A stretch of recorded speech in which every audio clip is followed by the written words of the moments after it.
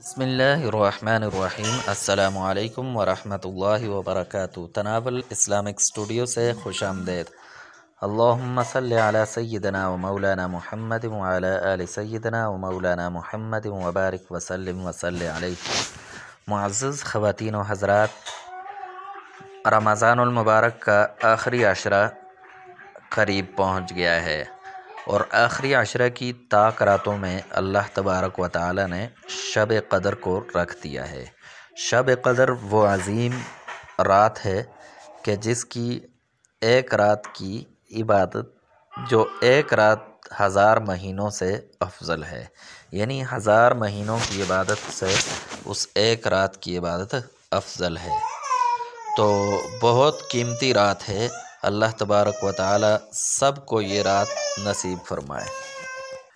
تو یہ بہت عظیم رات ہے، اس کے اندر عبادت کرنی چاہیے اور کوشش کرنی چاہیے کہ یہ رات ہم سب کو نصیب ہو۔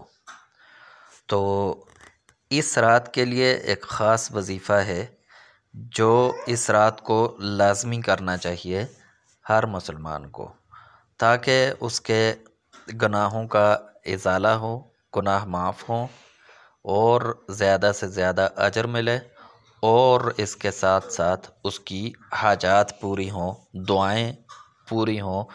اپنی دعا کریں، اللہ تبارک و تعالی سے مانگیں۔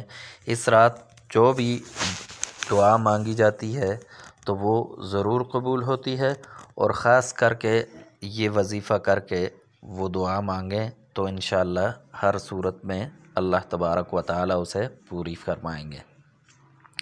تو ان طاق راتوں کے اندر یہ عمل کریں کہ سب سے پہلے 100 مرتبہ استغفار پڑھنا ہے، استغفر اللہ ربی من کل ذنب واتوب الیہ۔